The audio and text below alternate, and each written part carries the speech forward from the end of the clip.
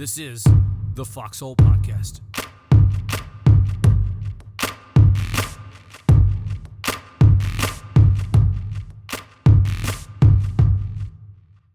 I'm here today with a special guest. He's a retired Army Sergeant First Class, Desert Storm veteran, and now research associate for Nova Southeastern University's Gulf War Illness Clinical Trials and Interventions Consortium, the GWICTIC for you acronym inclined hard chargers. Welcome to the Foxhole, Jimmy. Thank you, Max. I appreciate it. So Jimmy Arocho is a phenomenal individual who's developed quite a knack for and a framework really for interfacing with the VA. And you're coming at this from, I think, a really, really interesting perspective. One, your position as a research associate, but you have just a broad depth of knowledge of the Gulf War illness problem, all of the clinical trials that are going on now, and what's happened in the past, and then how to pin those or overlay those against the presumptives that we currently have or Gulf War veterans have, and how a Gulf War veteran can then use all of that information to apply for care and services. And your process, this 3-step process, if you will, I think is super helpful and going to be really helpful to Gulf War veterans. So we're going to get into the weeds of that today.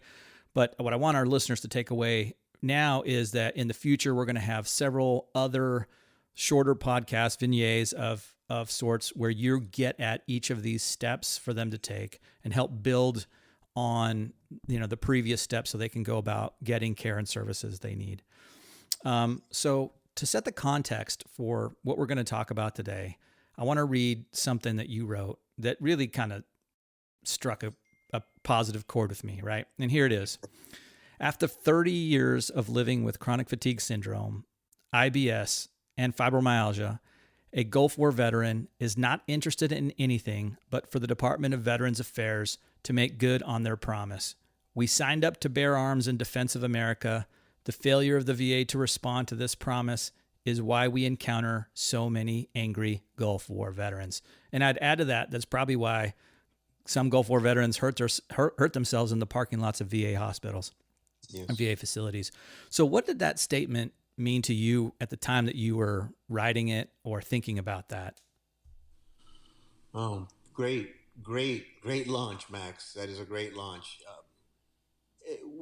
In putting that together, what I was impressed with was every Gulf War veteran that I had met in my research capacity seemed to be at block number 1, square one. They would say, Jimmy, they haven't even had a conversation with a primary care doctor. It's just square one. And then moving forward, it's just such a tall mountain. It is just so many layers to move those medical concerns up through primary care into specialty care where something could be done about it. And that's what it really caught on to me. I just thought, my gosh, we just have to be better communicators, and we have to share this information so that if a veteran that served during the 1990-1991 Gulf War has some medical concerns that they suspect may be attributable to that deployment, to that Gulf War deployment. Maybe you know, maybe you don't know, maybe you just have a suspicion, maybe you just have a feeling. We know our bodies the best. What can that veteran do? What is the next steps? What will get that veteran the respect that was promised? And that is that free Gulf War health registry exam. It's there. It's provided for you. Go for it. Get it. Just get it done. Especially if you feel it down in your heart's heart that something's going on. I think, thank you for that. I think that really is, I think you just set the stage and set the tone for the rest of the conversation that we're going to have today. And, you don't know what your symptoms are now, what that's caused from, but, just put yourself in front of a healthcare professional that can make that diagnosis for you, and then educate yourself on what the presumptives are. We're going to talk a little bit more about that today. Sure. Before we get too into the weeds, I'd like everyone to know who you are a little bit, right? Like, who Okay. is it? Maybe in a sentence or two. Who is? This is your chance. Who is Jimmy Arocho?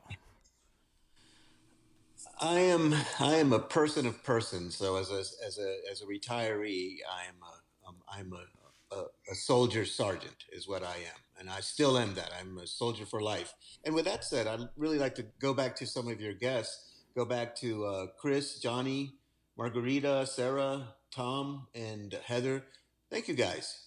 I know it's tough, very tough, but your stories resonated with me deeply, and resonated deeply with me with the author of this podcast, and thought, this is a guy that I want to talk to because he's got the right idea, and with that idea, we can go back to what this soldier sergeant is all about, and it's getting this information out. So I'm a person that can help. That's who I am.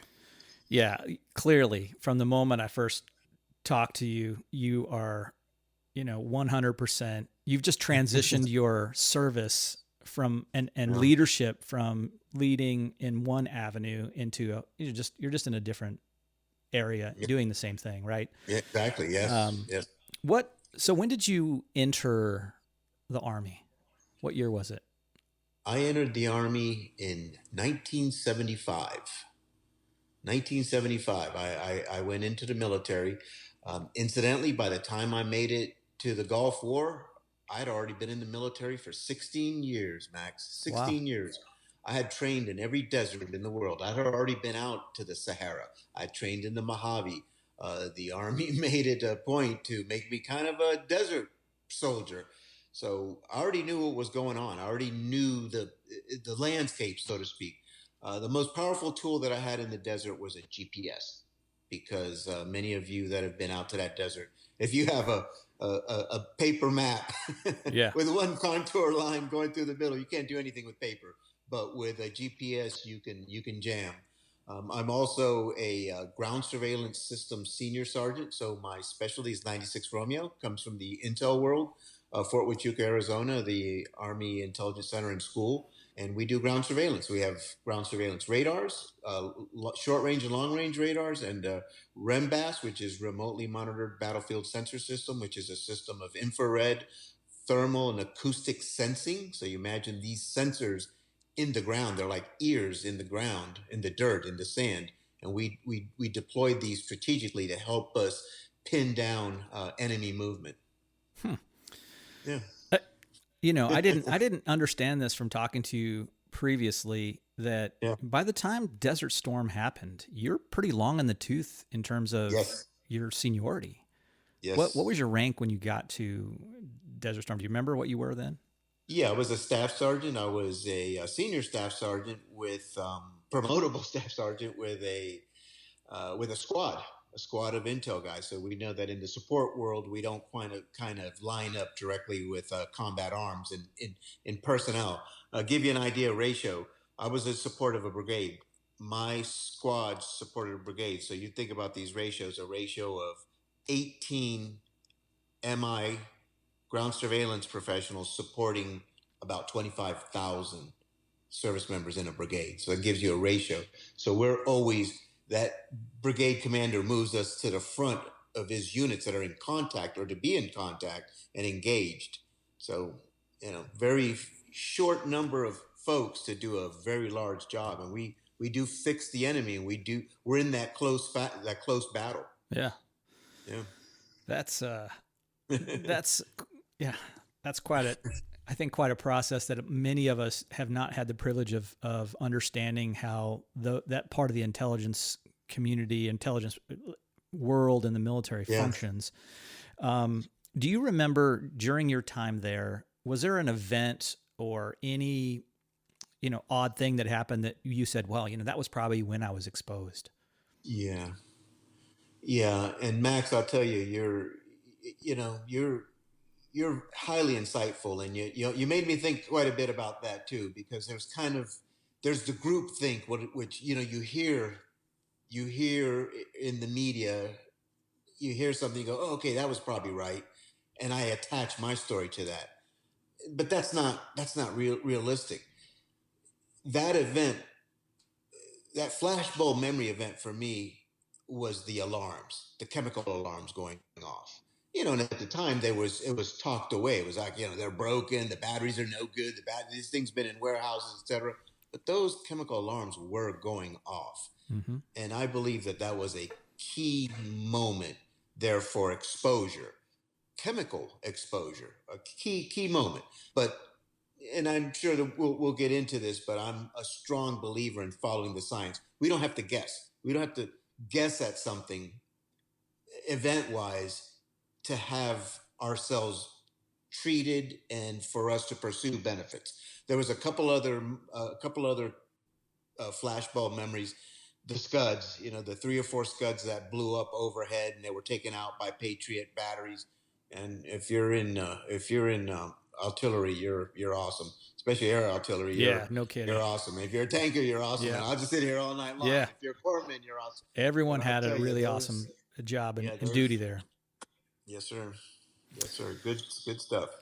So I hope that answered that question. I don't know. It seemed like I went off. Yeah, no, I think you hit it. You hit it right on the head. And it's interesting because I think this also isn't talked about a lot. That I would say there's no question. There's no question now that there were low levels exposures of things like sarin there, right? Yes, sir. And I think follow the science. That's been proven out in multiple studies in particularly animal studies where they've been able to replicate Gulf War illness.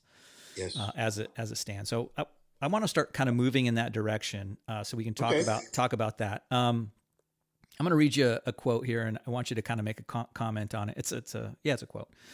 To care for him who shall be born the battle, and for his widow and his orphan. Do you know who said that? Abraham Lincoln. Absolutely. Yep. And what is that? That's a motto of some agency. Whose motto is that? Yeah, that is the VA's motto. It's you'll find that at your VA healthcare center. In many of the other smaller clinics, you'll find it, displayed in the VA, and it is, Max. It is. I reflect on that poster because it says posters, or maybe a placard in some cases. That makes me proud. I'll look up there and I feel pride. I feel pride because that is a deep commitment, and it's a commitment that all of us as veterans, when we do walk in the doors of the Veterans Administration, with things in our head. I've got concerns about that deployment. My body is telling me something's wrong, and I could look at that poster or that placard and say, you know what, I like that motto, and I'm in a good place. The water's warm here, but with that comes tall expectations for the Veterans Administration. Yeah. The way I saw that when I first saw that quote was, I'm like, well, that's not the mission of the VA, right? The mission statement's different. To me, the motto is the culture, right? That's the culture that you should have that goes around that. So everyone believes this is the thing that we're going to do. And then you have the mission that executes on, the action, that being the foundational piece. But that, to me, that's the culture. And that does, I feel the same way. I sort of well up with pride when I see that and go, hey, there's a lot of people in these that come and go through these doors that have sacrificed a lot. And here they are. And we as citizens of the United States should take care of these guys the best, the very best that we can. So that's always an interesting quote to me. So getting to, I think that's a good introduction to the VA itself and this issue of Gulf War illness / Gulf War syndrome. I've heard those terms used interchangeably a lot, and I honestly didn't really think much about it until I was chatting with you one day, and you explained that to me, and it made a whole lot of sense. Would you kind of hit on that again for the listeners? Sure will, and thank you, because it's very important. And for those that are listening to this presentation, get an ink pen, and a pad of paper. This will be good. We're going to lay down some very, very important things for you. But Gulf War syndrome is a term that was used early on after we got back from the Gulf War.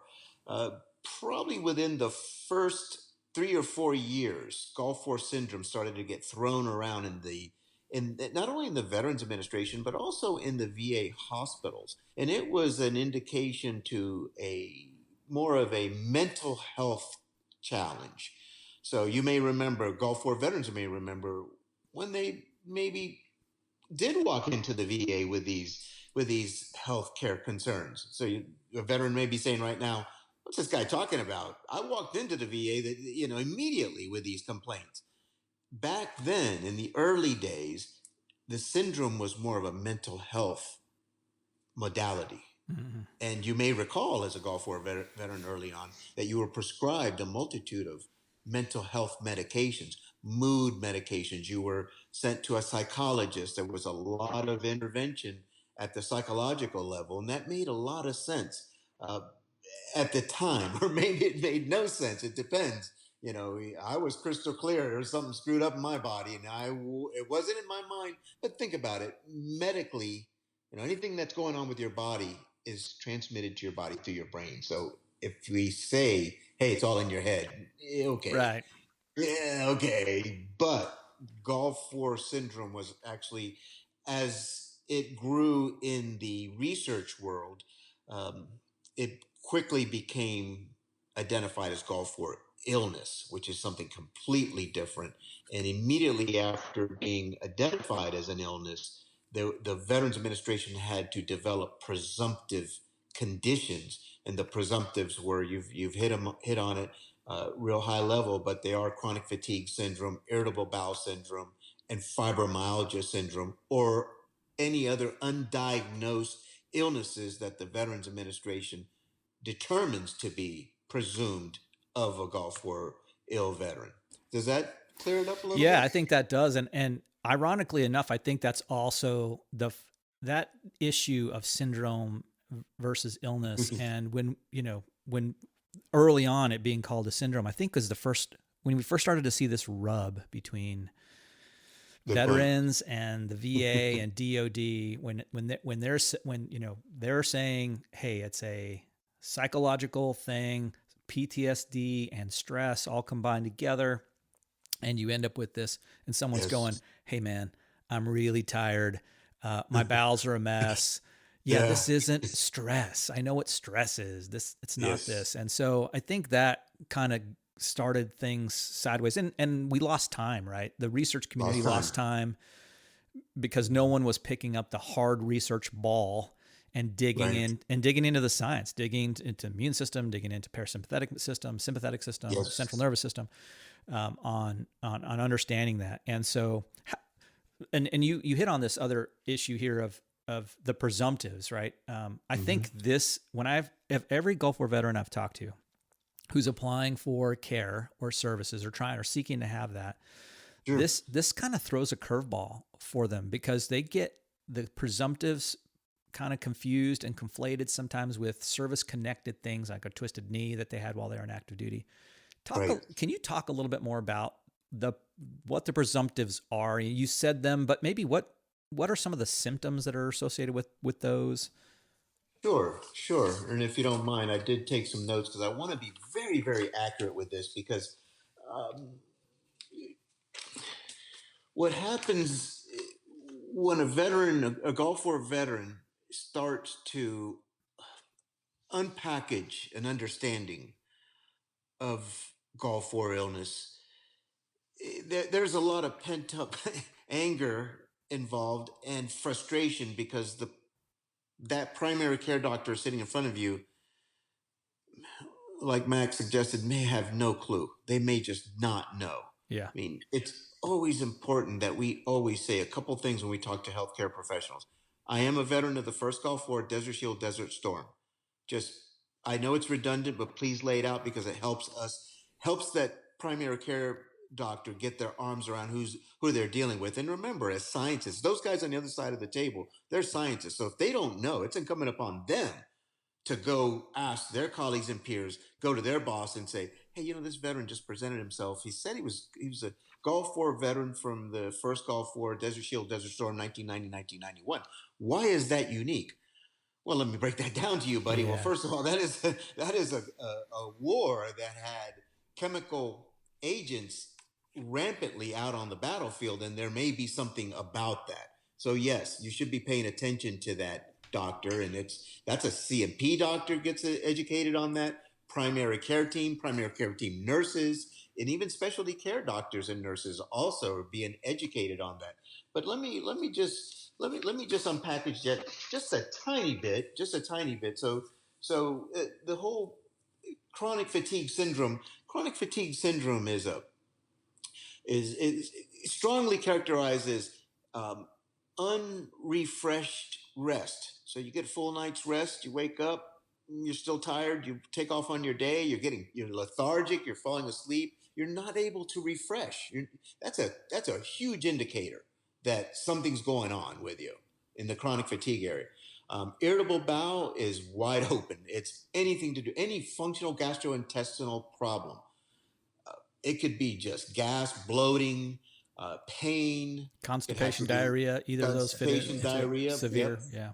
Yes. So again, these are all things to bring to the attention of primary care team. And then fibromyalgia. Fibromyalgia is an interesting condition by itself.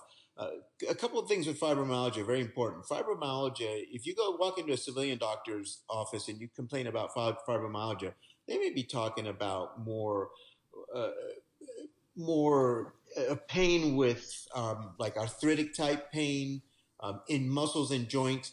But the fibromyalgia that a presumed Gulf War veteran may have is more of a neurological fibromyalgia, and it's full body pain, top of your head to your bottom of your toes, unexplainable. Been there since you got back from the Gulf War. It's long term, so we're talking 6 months or longer after you got back. That basically means chronic. And again, bring that to the attention of that primary care doctor. So you said something really interesting there that I think it's worth kind of shining a light on a little bit. And that's the difference between getting a diagnosis from someone who's maybe a rheumatologist for fibromyalgia versus a neurologist. It's because they're looking at this problem a little bit differently, right?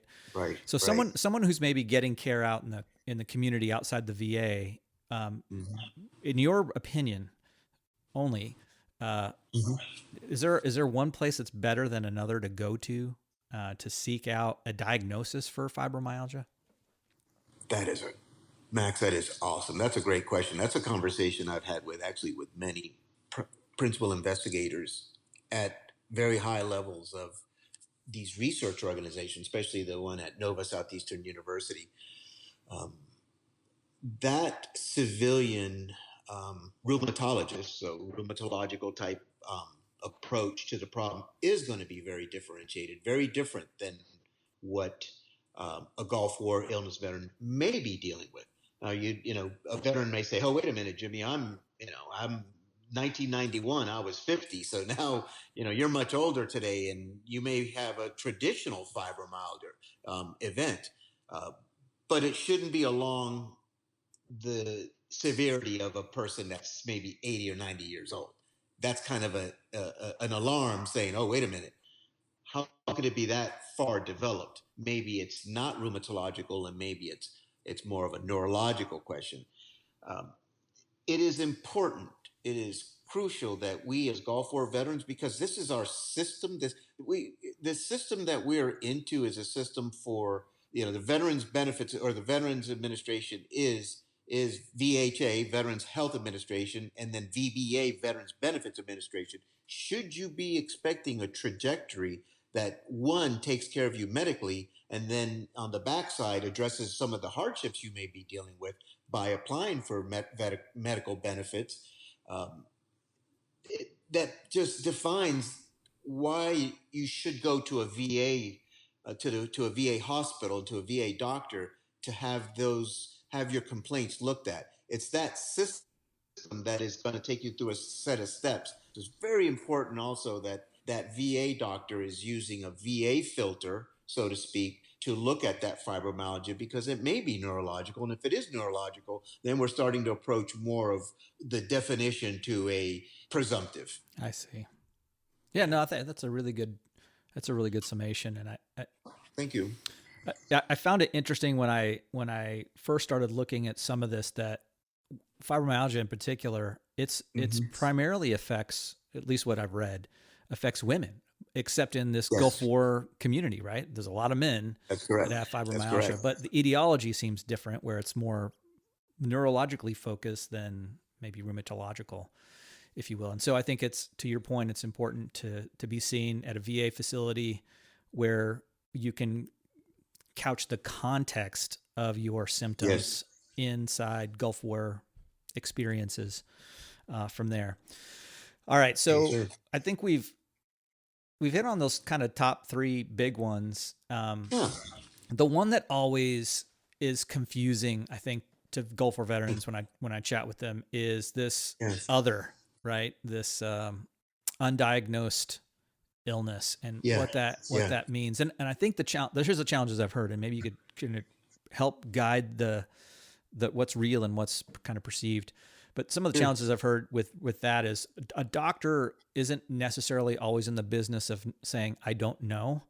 So when you Right. show up with some sort of illness that you can't explain and it's really unexplainable, they're trying to put it in some sort of code, right? Or IPC Right. codes, Yeah. and they don't want you to leave without calling it something. And once you call Something. it Yeah. something, that seems to be the challenging point for a veteran, right? Now it's called something. It's no longer undiagnosed, so I can't seek that presumptive. What's your Right. take on that? And another great one, Max. Another great one. And it's, let's not allow it to frustrate us as Gulf War veterans, and let us not be set back by having to have these, perfect words and perfect masterful deliveries, because you know what, you're on the trajectory now where you're going to allow the science to speak for you. Sometimes I get veterans that say, Jimmy, if I could just find that piece of paper. What piece of paper? Oh, my command gave me a piece of paper that said this happened to us, or we were exposed to this, or this is what's going on. Well, that's cool. Pieces of paper are cool. We have DD 214s. They're very important and cool as well. But the science within your body, it's your body and your physiological being that needs to be evaluated, because that is going to point in the direction of what's going on. That will define what's going on. And what researchers have discovered over and over with the veterans from the first Gulf War, and as they come forward and they bring these conditions, these complaints, we're all individual. We all have unique genetic makeup. So these, nerve agent, sarin, cyclosarin may have one effect on one person, and they're a healthy trial, maybe negligible, no effect. Whereas somebody else with more of a compromised immune system or just a different genetics, they're in dire straits. They're ambulatory. They're in the hospital. So don't try to get in the right lines so much, but allows the science to do its wonder. And then you may say, "Look, Jimmy, I was one of these guys back from the Gulf War syndrome days. I've walked into the VA a half a dozen times, and I gave them chances upon chances, and now I'm sick and tired of it, and I'm not giving them any more time. I'm done, but I just really ask of you. I know that it's been a long time. It's next year. It'll be 30 years, folks. 30 Yeah. years from 1991. If you were 18 years old, you're 47 now. So we're an aging cohort, so to speak. But I will tell you, and this is my cry for you to give the VA another chance, please, and just be very methodological, because think about this: our Vietnam era brothers and sisters, they waited 50 years for their presumptives. Beyond dioxin and Agent Orange, you've heard those terms. 50 years. Today, and I mean just today, they have 14 presumptives for Agent Orange. So when you do a compare and contrast, you go, wow, it just, you know, for half a century, we've been going off to wars and fighting, only to come home to live with the effects of what we've been poisoned with for the rest of our lives. Hmm. Does that help? Yeah, that's great. That is awesome. One of the things I found interesting too in sort of reading and researching was the number of veterans that are presumed to have Gulf War illness. Right. So they've been able to extrapolate like X amount were deployed and X amount have it. There's probably a very small number are actually being treated for it. I don't know how many have actually. I think there was a GAO report some years ago that said this is how many are actually getting care and services for Gulf War illness. How many Okay. of the like 700,000 or something went to the desert? How many Yeah. have it? The big numbers: 700,000 deployed to Desert Shield, Desert Storm, 1990, 1991 Gulf War. The National Academy of Medicine approximate that about 250,000 of us are suffering some form, if not all, of the presumptives. Those are the presumptives of chronic fatigue syndrome, fibromyalgia, and irritable bowel syndrome. And that's been echoed through many ranks. Now it's echoed through the research ranks, the Research Advisory Committee on Gulf War Veteran Illness, which reports directly to Wilkie, Secretary Wilkie, the Secretary of the Veterans Administration. They report that. And again, the National Academies of Medicine also report that. And it's a number that is very common in the hallways of the research communities.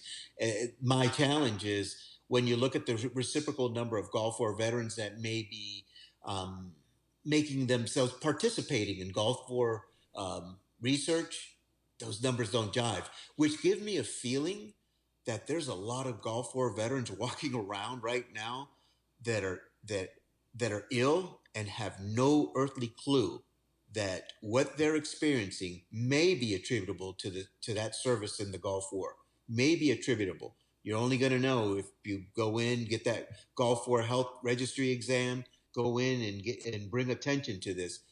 Then you may go again, well, Jimmy, I'm 50 years old. I'm supposed to have a sore tummy and I should be a little lethargic and tired. Maybe so, but not commensurate with that of a 70, 80, 90-year-old person. The science, again, will template exactly what's going on in your body, but you got to really get in there and say, okay, primary care doctor, I don't really like you, but that's a nice tie, or those are nice fingernails. I'm trying to bridge that gap because you never really liked them. They never really done anything for you. But you know what? They're scientists. They'll get over it. Get in there, get in their face, lay down what you feel. They need to act on that. And we'll get into a little bit more about getting super proactive about that. Yeah. So, okay, let's take that group of veterans that we just talked about. Yeah. There's, nearly 1/3 of the guys and gals that were deployed are presumed to have some sort of Gulf War illness on a spectrum, right? Some are, like you said, their genetics maybe have them really bad and others maybe not so bad. What are those guys? What's your message to those guys who aren't sure yet? Where, or they're just thinking, maybe there's something to it. Jimmy's talking about this. And, I do have these irritable bowel syndrome types of things. I have, a lot of pain. Where can they go? What can they do to kind of start the process of understanding what's going on with them? Well, like we've already bridged, is you do have to walk into the VA, and depending on where you live, that could be a community-based outpatient clinic, a CBOC in your community, any number of the smaller offices, or right into a VA healthcare center. Walk in. You want to, if you've never walked into the VA, you just take your DD 214 in there, walk in there, get in the system, get in their computers, and then ask for it's free Gulf War Health Registry exam. It is a thorough exam. It starts with your patient-aligned care team or your primary care team. It's the nurses and the doctors. You get their attention. You tell them, look, I have suspicions that some of what I'm experiencing may be attributable to that war. I don't know. You don't know. You're a primary care doctor if you have to say it. I'd like to see specialty care. And that should be the outcome as the Veterans Administration starts to properly dig into your complaint, your healthcare complaint. The next logical step is specialty care. Jimmy, what is specialty care? Neurology, gastrointestinal, pulmonary doctor. Pulmonary is important because pulmonary has to do with breathing. If you ingested chemical agents on the battlefield, it may have come through your olfactory senses, through your mouth, nose, and ears. So a pulmonary doctor would be in a unique position to start diagnosing what's going on. A pulmonary doctor may say, following the science. So Jimmy, explain to me what follow science means. Pulmonary doctors, you're going to walk in and you're going to complain. that pulmonary doctor is going to immediately put you in a sleep study. It's going to check for sleep apnea. Again, another tall tale sign, something's dealing with your lungs, something's affecting your lungs. Um, those two are the most important set of steps. Primary care, get that healthcare registry exam, allow the system to walk you through the specialty care. Also, there are environmental clinicians at all the healthcare centers. At the center level, there's a healthcare clinician. Demand to speak to that specialty care. If that's the first specialty care that you see, so be it. That person is uniquely trained and specializes in diagnosing that initial exposure, and they can send you deeper into specialty care. Again, expect neurology, Yeah. expect gastro. And those environmental clinicians are typically nurses, I've found, and they are the first and the only step, it seems like, to get tested for depleted uranium. If you're exposed to depleted uranium, they could administer that test. Well, take your urine and then send it off. That's pretty specialized test, apparently. All right, so guys and gals who are feeling symptoms, not really sure what it is, the first place to start, to go in. When you said get in the computer systems, I'm assuming you meant get enrolled in the VA system in some way. Start, being seen there, and ask for a go for registry exam. That will go through, if I remember right, they go through all your systems, right? Your endocrine system, your nervous system. They just do a whole check of all your stuff. And I would imagine, a Gulf War veteran who's had some of these symptoms is going to tell that clinician, here are my symptoms at their worst. Here's when I've had them, not maybe that day, they're maybe not extremely bad, but at their worst, I would imagine they would say, hey, when I really have bad IBS is what happened. I'm really tired. I can't get out of bed for a day or 2 days or 3 days or whatever. Right? They can really explain that. And so that's a good, thank you for covering that, because I think that's in this cloud of not knowing what to do, those are a good couple steps to get you started. Yes, sir. And now I kind of want to pivot a little bit into the Jimmy framework, if you will, that you laid out for me when we were having a conversation. And I thought this is brilliant. For all those other veterans that already started to sort of collect and get a hold of their understanding of their health situation, just give us a review of your 3-step framework, your 3-step process. Yep, and those first two are extremely important. That patient-aligned care team, PACT, is the term that the VA uses. So I tend to use the right lingo. It makes sense to them, and it should make sense to you as well. Or at least if it's new, then just make note of it. PACT, PACT, Papa Alpha Charlie Tango, patient-aligned care team. It's a whole team. It's a primary doctor, it's nurses, it's a whole team, and they all need to hear it.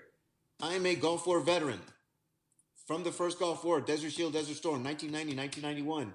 I'm feeling this, I believe, may be attributable to my deployment service in that war.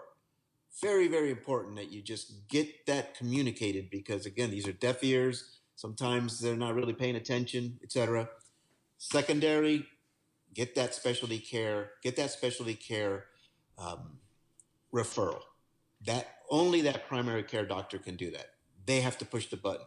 They have to say, hey, you know what? Let me get a second opinion. Let me do what I'm supposed to do. This is my job as that primary care doctor to move it along. That primary care doctor may not know about pulmonary or neurology or environmental exposures. That's not their area of specialization. They should move you along.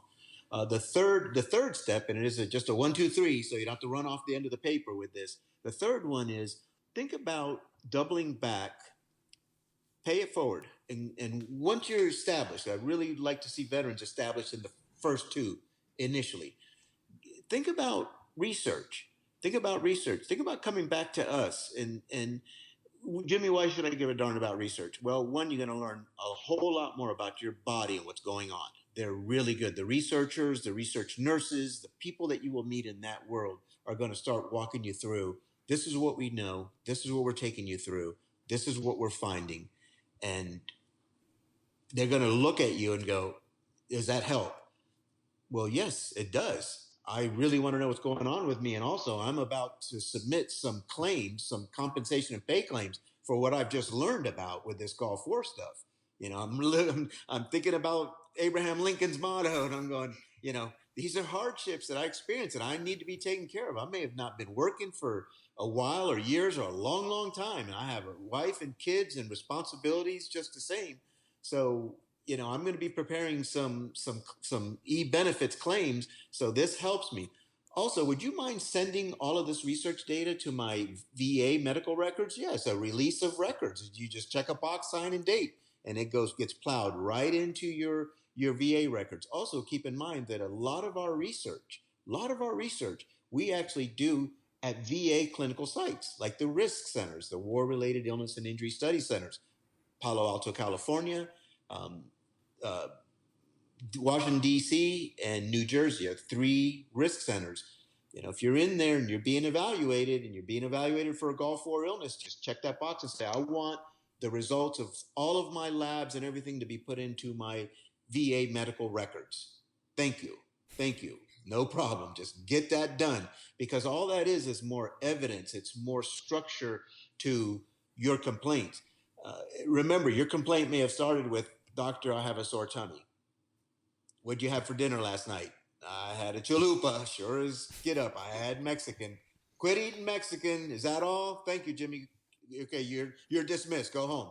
I failed to identify. I failed to identify that I'm a Gulf War veteran. I failed to identify that I was a veteran of Desert Shield, Desert Storm. I failed to tell the right story. And I'm sorry. I know you're saying, hey, you're supposed to be taking care of me. They can't read minds, and that's the only way we could do it, is to communicate effectively. And once you start communicating effectively, then people will start to listen. And as you move from primary care team to specialty care team, and now you're starting to get traction, you're going, okay, finally, I'm getting this looked at. And you're seeing these specialty care doctors, and if you can, think about participating, because there is a value to participating. There is a value to volunteering for research, and it's going to give you tenfold back. I would not be able to share a single thing that we have been talking about in the last hour with you if it wasn't for my peskiness to going to a researcher.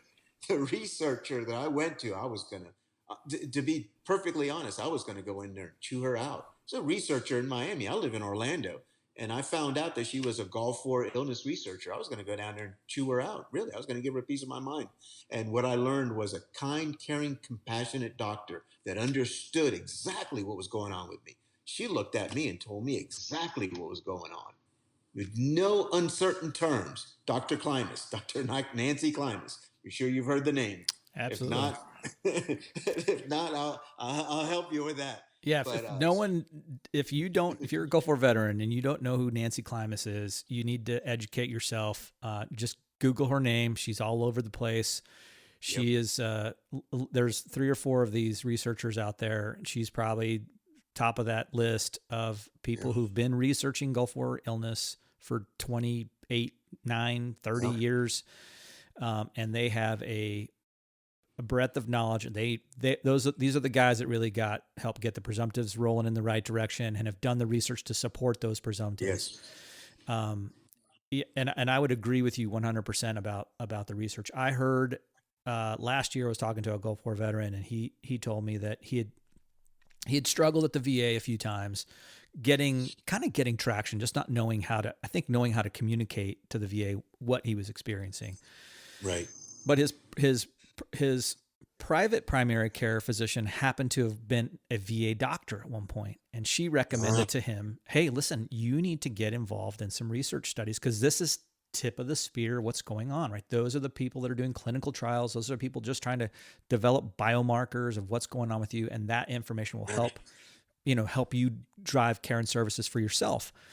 And so what he told me he ended up doing was he participated in like 5 or 6 studies over the course of several years. And he said every time he would go to one of these studies, he would talk to the researchers ahead of time and say, hey, listen, I would like to, kind of what you said, I would like to get a copy of this. And if you could write something about what so he would ask them in the study, when there's done. Like, well, Okay. do I have any of these symptoms? I have any of these things that are outlined in the presumptives? And they'd say, yeah. And so they would then not only send their findings along for him to put in his VA file, but they would write a letter.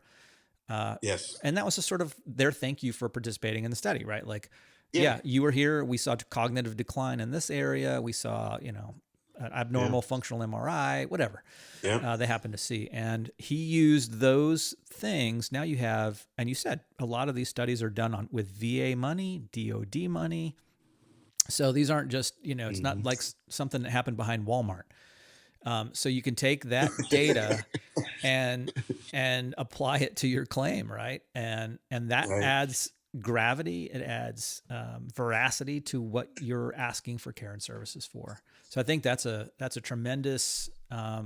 If you're not involved in that, I think you're missing out on understanding what's going on with you and potentially, how to help kind of even treat yourself if there's something. You can clean up your diet a little bit or take some Yeah. supplements, because there's been plenty of studies done with CoQ10 was one that stands out in my mind recently that's seemed to have helped veterans. Yes. Can you talk a little bit about maybe some of the clinical trials that are going on now? Yeah, thanks, Max. I appreciate it, and it's always I have to mention it's always a fresh breath of air. I know that you're a corpsman and you come from a medical background, so you're able to you're able to underline things, you cross T's and dot I's, and you put the right sizzle. Just to use completely different terms to what we're doing, but just put the right sizzle on what's really super important to Gulf War veterans that are in this fold, and that could be even some of the folks that I named earlier on that have met you, and then those that are getting just involved. Even if you've been in the cog, let's say, dealing between primary care and specialty care, but you seem to be stuck there, or maybe you've had some bad experience with a CMP claim, etc. Just go back and clean things up. It's just a matter of just making sure that you're properly documented. I do have a little mantra for you. Um, I'll try to be cool with this. I call it the 4 Ds. So diagnose, document, discover, and disseminate. So kind of almost self-explanatory, but diagnose, of course, is happening by scientists, by doctors. Documentation may just be My Healthy Vet. A copy of your medical records are available at My Healthy Vet. Discover is research. Get into research. Get deeper into it. And that's also part of diagnosis. A That, part of yeah. diagnosis. And then disseminate could be the claim itself, and then go back and tell your primary care doctor. That's the best thing in the world, is to walk into a scientist's office at primary care. And I mean, I've retired too, just to give away my years. I've retired too, but go in there and share what I've learned in research with my primary doctor. Her chin was on the ground, just knocked out, because I'd been complaining about falling asleep in my car and just this lethargia, unrecoverable rest. And she recommended me to a pulmonary doctor. That was my first specialty care pulmonary. Hmm.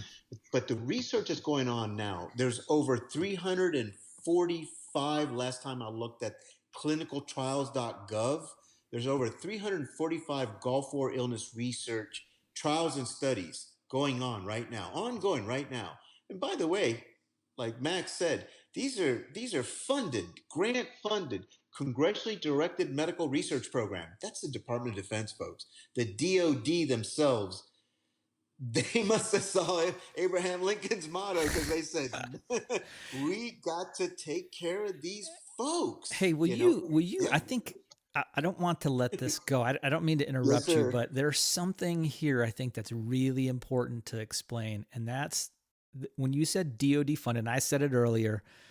Can you explain the difference between the Pentagon DOD and the researcher DOD, the Great. medical? Yes. Because I Thank think you, I Max. hear this a lot of times. I don't want to, they're the ones who poison me. Yeah. If you kind of subscribe Yeah. to certain, Yeah. reasons of why you're sick, or they're the Right. reason I am sick because I was deployed. But we're talking about two different DOD structures, if you will. We are the DoD that we all know warfighter DOD is the Pentagon. These are folks. These are active duty. These are active duty folks. They're warfighters. They're in that business. They're in the business of Afghanistan, protracted war, etc. The DOD that I speak of is actually a material commander, actually out of Fort Detrick, Maryland, and they are the Congressionally Directed Medical Research Program. We're going to have a lot of hyperlinks. This podcast going to have a lot of hyperlinks on Good. it. But good ones. Yeah, good resources. 100% of what we've laid out, myself and Max are going to make sure that you have the hyperlinks to drill back in here and do your own discovery and your own research. This DOD group, this Congressionally Directed Medical Research Program, I'm sorry, I'm going to have to double acronym you, but the Congressionally Directed Medical Research Program is a program that does a multitude of researches. Gulf War illness is just one of them. They do many, but specifically they do the one that we're interested in is the Gulf War Illness Research Program, or GWIRP, Gulf Whiskey India Romeo Papa. The Gulf War Illness Registry Program is the program that's specifically executing on this grant money that has been sent out to researchers. My primary investigator, Dr. Klimas, she was awarded $8.5 million in the most latest grant for Gulf War illness. And again, she is the incumbent. She is the lead Gulf War researcher in the nation. By the way, she's it. The best of the best of the best. Yeah. Bam. Yeah. Top of the list. Top of the list. And then the other research is VA. The VA does their own research, which there are crossroads and there is a lot of partnering and peering in the back office. For example, Max brought up CoQ10. CoQ10 is a nutraceutical, if you will. I'm going to kind of take that to the edge a little bit. Yeah. It's a super powered vitamin. Not like the CoQ10 at CVS, although you could buy CoQ10 at CVS. They kind of call it a heart strong medicine. The CoQ10 that we are using in research is one that's called ubiquinol, and it passes the blood-brain barrier. We'll kind of leave that there. Don't want to dive into too much medical stuff, but that was one the VA was after. Now think about this, and let me bring that full circle. The reason GWI, Gulf War India, Gulf Whiskey India, the reason why it's still kind of an elusive thing and why we have to have presumptives is because you cannot be diagnosed with Gulf War illness as a condition or a disease because it doesn't have its own code. It's not coded. The presumptives that live under that title are coded. Yes, they do have codes. So a veteran service officer, if you walked into a veteran service officer Monday morning and started talking about chronic fatigue, IBS, and fibromyalgia, that VSO has code for those and can help you. A VSO could put you back in play in some cases, and maybe that's a bridge for you. But there is no ICD code for GWI. What will in the future develop an ICD code is this continued development in research. As the research continues to identify what Gulf War illness is, they'll be able to hone in and assign a code to it. So now literally a claim could be Gulf War illness, and then it's everything else presumed. But it's not, we're not quite there today. So we kind of, it's slowly getting there. And this is yet another good reason why you should be involved, or at least consider participating in research, because it drives that. It's a truly paying it forward. You participate in research and it pays it forward. I'm up to 5 or 6 studies myself, and not only with my own primary investigator. I've also gone outside of that. I've gone out to a place called Ross Camp, which is a neurological and dementia Alzheimer's independent researchers, and I've submitted to their Gulf War illness research. Incidentally, Ross Camp Institute is a CDMRP granted research outfit as well, just so you know. Wow, there's a lot to unpack there. Well, and I think something that is important to kind of tag on to the end of that is it's in your, I think you had it as disseminate in one of your D's. Yeah. What are some ideas or thoughts that you have on that process when a Gulf War veteran's been through these kind of phases already, phase 1, step 1, 2, and 3, or they're in 3, and now they're ready to disseminate into, submitting it through online channel. I forget that's not My Healthy Vet. It's e-benefits. E-benefits. Submit it through e-benefits. Yeah. Is it something that they would just compile all their medical files and throw it in the e-benefits and go, hey, you figure it out, VA?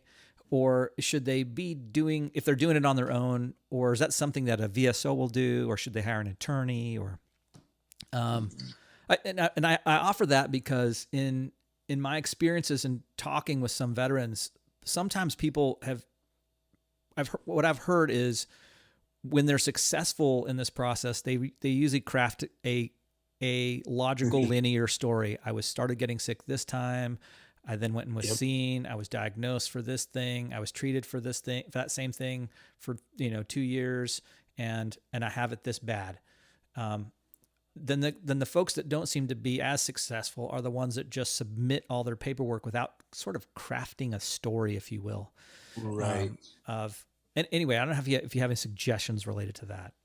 Yeah, definitely. And I like the way you laid that out, because it's the way you laid it out, Max, is the exact way that we as veterans would approach, say, a benefits claim. We just kind of, we just take everything we have and we go to the closet, we open a box full of papers. And let me say this: if you're seeing a civilian doctor, so I've met many veterans that are, they're using corporate benefits. They see a civilian doctor, but this doctor over the years or over the time have pretty much documented what we're talking about. Then you need to get copies. You need releases from them. You need either access to their electronic medical records, or you need that release to you. So you could take it, if you will. You get their pile and you walk over to the VA hospital and you go into records and you upload it right there. You have this release of records authorization, and you plow in all the civilian doctors' notes, labs, consultations, everything that they've come up with, and you plow that into the VA. Because remember, you're going to be applying for benefits from the VA, or if you're thinking about going that route, you need it centralized. Then you can rest assured that all of your primary doctor, all of your specialty care have been doing the same thing. So the idea is, in My Healthy Vet, I'll leave that right there. If you need to go back to what My Healthy Vet is and what it can do for you, we'll get into that. But what you can do in My Healthy Vet is you can push a button and generate 12 months of your medical records, your VA medical records, to a PDF. Yeah. To a PDF downloaded right to your computer. Now, this gets a little tough when you start talking about a mobile device, so a pad or a computer, because you're going to be moving some files around. You get this PDF, and then what you do is you attach the PDF to the ebenefits.va.gov claim, that CMP claim, that compensation and pay claim. The last time I was in ebenefits.gov, there are now drop-down menus for environmental hazards from the Gulf War. I mean, they're already there for drop-down. You want to bring attention to that. There's boxes in there that you could fill in. You don't have to write a big story. Just essentially just say the core of what's happened. I'm a Gulf War veteran, 1990, 1991, Desert Seal, Desert Storm. I've had these problems. I've had stomach problems from the day I walked off the battlefield. Why didn't you do anything about it, by the way? I got to work, man. I got kids. I'm busy. I don't have time. Plus, the guy up there told me this was all in my head anyway. Yeah, right. So now you're going at this far more artfully. You're far more informed, and now you're putting together this claim that is more focused. It's got teeth, and you attach that 1 year. Just put the whole thing. They're small files, only like 400K. They come out very nice text files that come out from My Healthy Vet, and you attach that to your electronic claim, and you push the button. Yeah, I will tell you that. I can't speak for the nation because there's so much variation, but I could tell you that down here in the Southeast, I've had Gulf War veterans come back to me and say that they're getting traction with their claims in as quick as 45 days. Heard the same thing. Heard the same exact thing, that it's relatively quick now once they get it in there. And I've heard the same thing about taking civilian records and pretty easy to upload into eBenefits to file that claim. I've heard the same thing about the drop-down menus. It's pretty easy. You just say, hey, this is what I'm my primary, and then there's a secondary. It'll fall underneath that same category. Yep. Yeah, so I've heard those exact things, and so it sounds like that process has gotten better. Um, Yeah. I think appeals is still a challenge, but the goal, I think, with what you're talking about in your framework is to stay out of the appeals. If you just do it right the first time and you get it nailed Right. down, and you don't have to fight that appeal battle. Um, with the VA, are there other things that you can think of in related to those three steps, if you will, that we didn't cover that you want, that are high level things that you think we should mention today? The 1, 2, 3 it's too simple to be true. So I could challenge myself, but you're if a Gulf War veteran can truly go back and check those three boxes: primary care teams, specialty care teams, and then surely thereafter research. Those three are. I'll tell you how powerful they are. I've I've had my own claims in appeal, and as I learned this mantra, I threw my appeal into ramp, only to be disapproved. Yeah, ramp, Jimmy. Yeah, I've heard Yeah, that right. from other Yeah, people too. It yeah, sounds good. Too good to be true. It yeah, might be too good right. to be true, right? Yeah, VSOs. I think Yeah, that happened to ramp it. Tom, who was on the podcast. He had this very similar Okay, problem. ramp it, Jimmy. Yeah. Okay. Well, I mean, this is just Jimmy, so I pulled those two triggers. Boom, boom. No go, no go.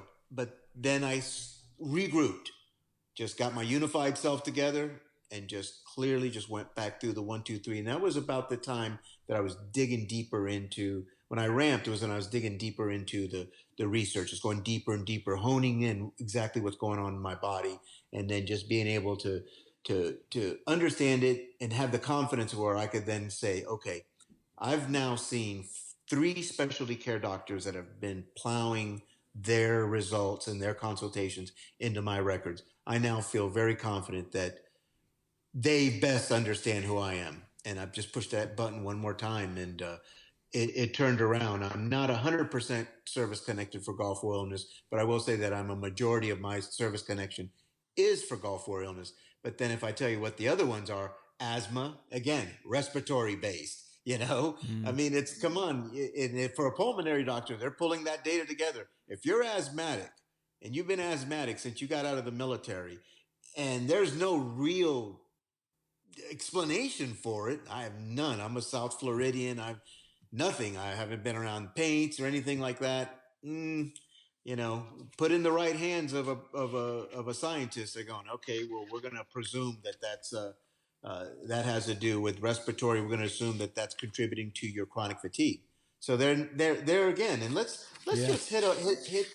Let's, if you don't mind, Max, Yeah. let's hit these presumptives just real quickly. I'll roll through them, and what may have caused them, just to get you, just to rattle the cage just a little bit. But vaccines, how about anthrax? Possibly, we don't know. That's where we're going after the science. Oil well fires, pesticides. Ever hear about DEET? How much of that DEET did you slap on your body out there to keep those bugs off you? And to No be bueno. and to make a connection here for people, right? Yeah. Pesticides that we use to spray on bugs and kill them and basically destroy their nervous system is the same exact chemical in many chemical weapons. It is the same chemical, right? So Same chemical. you get low level exposure to sarin gas or organophosphates, and then you get Nanophosphates. exposure to organophosphates through pesticides that, I mean, Yep. they Yeah. bombed Yeah. bombed the living crap out of our living quarters with these pesticides on a With regular pesticides basis, right? on a regular basis. Yeah. Yeah. So So you may wonder. yeah. So I Yeah. mean, You could. they make that. I just wanted to make that connection for people that these are one and the same thing, right? That just Sure. pesticides for people. Yeah. Sure. And you may go. And a scientist may say to you, "Well, that's negligible. It's just bug poison." But then let me go on. CARC. Here's the acronym: Charlie Alpha Romeo Charlie. How about chemical agent resistive coating? It's everything we painted our vehicles with. Yeah. By the way, it's a carcinogen. Mm-hmm. Just so you know, it's a carcinogen. Were you anybody laying out on their Humvees getting a suntan with shirtless? Yeah, okay. Chemical weapons, of course, sarin, any other neurotoxins, depleted uranium. How about pyristamine bromide, PB, little white pill? It's a nerve agent prophylaxis. It's a nerve agent prophylaxis. Now we're talking about our bodies out there, noise, stress, heat, burn pits, lithium ion batteries, car tires, urine, feces, etc., sandstorms, insects, and contaminated food. The gist is, imagine the level of compromise that our body's within. Fear from the scuds, just all this pain. Your body is severely compromised, and then you throw something like cyclosarin, negligible amounts, little cyclosarin, little DEET, little bit of oil well fired. Who the hell knows? Yeah. You make a really good point. A compromised immune system, compromised body under extreme stress of heat and just stress of combat. And then you throw in the most toxic battlefield I think anyone's seen up until that, at least until that point, maybe even since that point. Yeah, maybe since maybe Agent Orange. Agent Orange is dioxin. Dioxin is a herbicide. Yeah.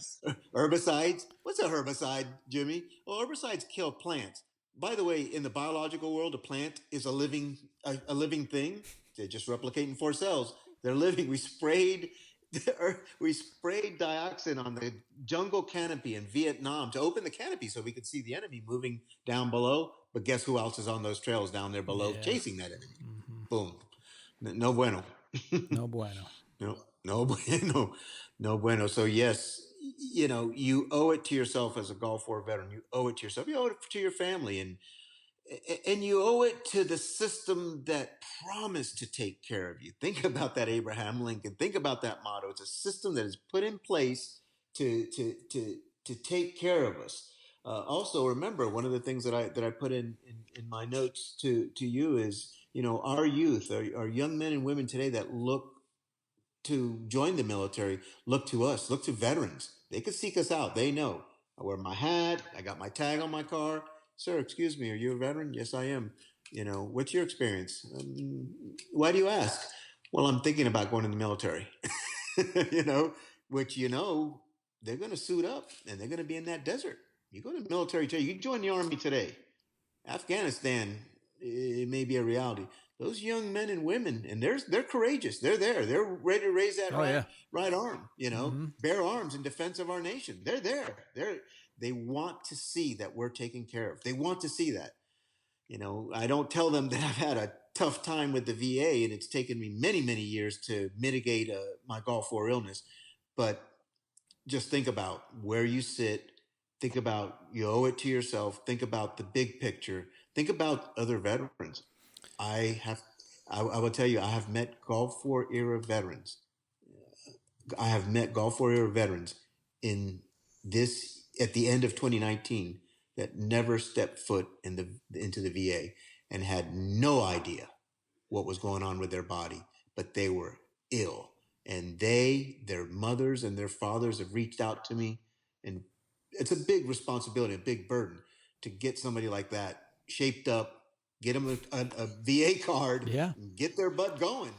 I'll tell you, I was late to that game. So this world of things that were going on in research and discovery and illness, when I finally opened that door and saw what was behind there, I was like, wow, I had no idea this was happening. And I had no idea this is what was causing some of these, symptoms that I had. And I think you hit a really good point there that it's not just about the care, but it's also about the care of future generations of veterans that are coming through, holding the VA accountable, making the system work for you.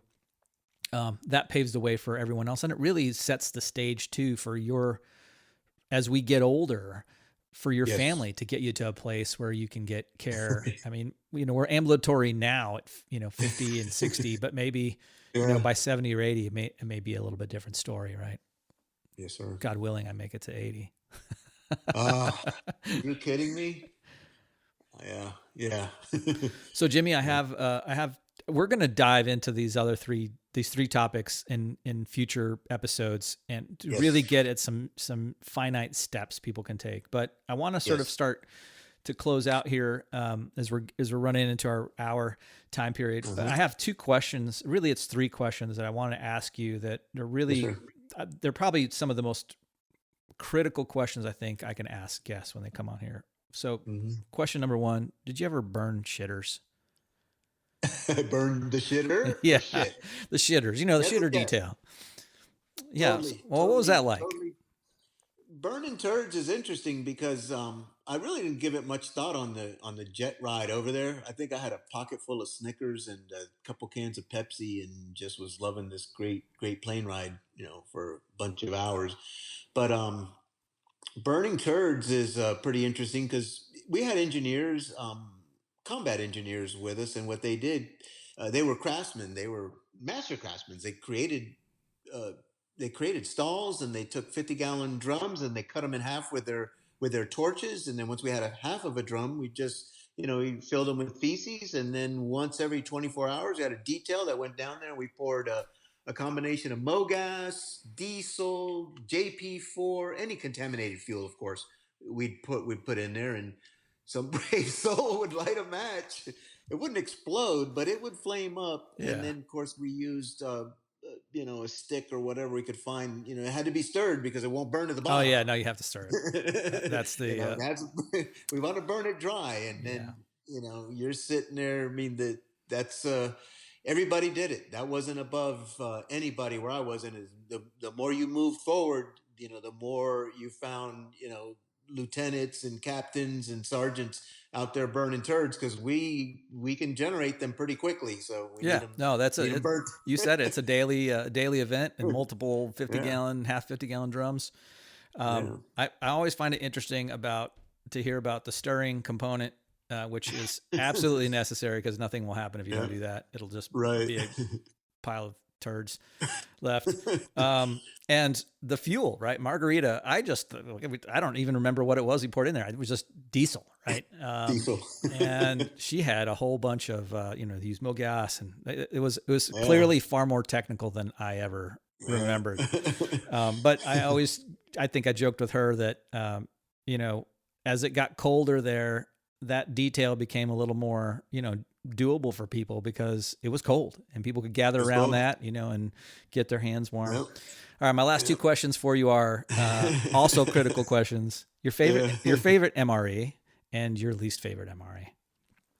Oh man. Probably worst. Worst was probably that a la King thing. Chicken a la Um, King. King a la King. No go. No go. No go, man. Not at all. And then probably the best was the edible was spaghetti, but it had to be warm. So we warmed Yeah. the engine blocks, or Yeah. Yeah. find an M1.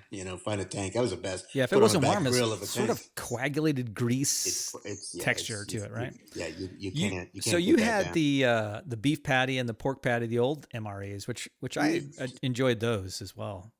Yeah, dehydrated versions of it, and it was tough. It was tough. We did a couple of unique things, and I'm sure many veterans did this. Is that I never ate an MRE from start to finish. It was always opened, and it was put in all the pockets. The crackers, the peanut butter, the cheese. Put them in different pockets, and we ate as we went. So Mm-hmm. as you burn energy, you just consume your MRE, and you go about that. Throughout your day, and you always kept a couple, two or three MREs, and you pilfered into them and got out what you want. And then we had, coming from home, we finally started getting all of the packages, so we got a lot of ramen noodles and summer sausage and all that. So I think I more lived on pogey bait than anything for 7 months. Nice. Yeah. Nice to get those kind of Yeah. packages. Hey, yeah, sure is. Yeah, at least we got that. That was Yeah, good. yeah, that's good. Yeah. Makes time go Yeah. by. Anything else, Jimmy, that I haven't asked you that you wanted to cover down on? I I like you. I want to be very careful not vomiting out way too much information. We do have some valuable information. I did want to leave with one thought, and it's one of these thoughts, these things that we've made up our mind about. Things like the Gulf War syndrome, and they never helped me. So I left and never came back, never looked at the VA again. There's another thing out there, other than honorable discharges are entitled to a Gulf War health exam. That's what I note to myself. And the message there is that a lot of veterans, not a lot of veterans in general, believe that if they did not get an honorable discharge, if they were not awarded an honorable discharge and they have maybe an other than honorable discharge, that they're not entitled to anything about what we've talked about in the last hour. And you couldn't be more wrong than you could imagine.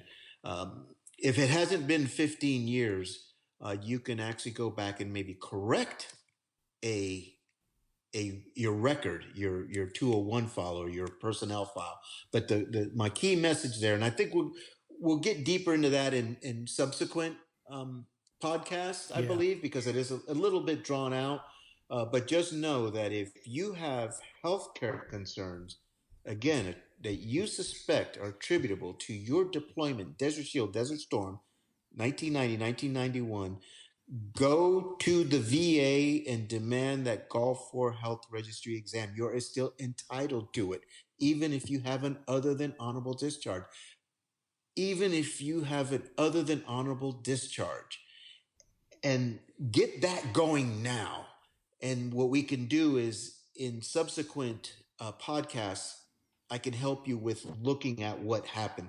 For example, if you were sitting on a FOB, a forward operating base, with 10 dudes and 5 of them couldn't pull guard duty, and you're being put on back-to-back guard duty, and somehow you get eliminated from the military. You get Article 15, they kick you off, put you in an airplane, you're back home, and essentially you were kicked out of the military because you fell asleep on a FOB because you were dog-ass tired. Well, the military has forms for that. There's a reason why they have forms for that. And they're going back and looking at some of the things that may have happened. Remember, this is almost 30 years ago. There's a lot of stuff that has changed and a lot of stuff that the DOD, now this is administrative DOD, will go back and look at. And that's multi-service. I'm not just talking about Army. This is the Marine Corps. This is the Navy. This is the Air Force. They will go back and review what it is you have to say about what happened to you. So order of merit more, or the priority here is let's get your medical stuff taken care of first. That's more important, is getting your unified self together. Get that going, and we could double back for this. But if you're a veteran out there and you have an other than honorable discharge and you've got medical concerns, you could walk Monday morning, walk into the VA, get established with the VA, and ask for that Gulf War health exam. It's free, and you're entitled to it. Yeah, I couldn't agree more with what you said. And the thing that struck me as you were just saying that is momentum, right? Like you just need to get a little momentum going, because momentum will lead once you start rolling downhill, then everything else will start falling in place too. So you just have to take that first step and get in there, get in the system, get registered, ask for a Gulf War registry exam. That's your momentum. Hell, that your momentum might just be walking in the facility for the very first time. That's a little bit of a challenge too, to find it and get there, especially if you live far away. So, all right, Jimmy, I certainly appreciate having you on. I'm looking forward to, the future of these podcasts and really helping guys and gals get their claims in order and get them going in the right direction. And ultimately helping them, I think where you're going with this is helping them live a high quality of life with Gulf War illness. Yes, sir. Quality of life. That's what we can ask for. Quality of life. In my heart's heart, I don't believe that there'll be a cure for this. It's a lifelong condition. But we can fight for quality of life. We can fight for quality of life. We can get that. Down to even acupuncture and yoga and Tai Chi and stuff like that, and medication, nutraceuticals, treatment, interventions, all of that we're entitled to, and it's there. We live in the modern age. We get there. But I love your momentum analogy. Get the momentum. If you're down in the pits because of a discharge, at least get the medical stuff going. You're still entitled to that. Abraham Lincoln's still working for you there, and then we'll unpackage what happened and we'll get into that. Roger that. Thanks a lot, Jimmy. Thank you, Max. I appreciate you, sir.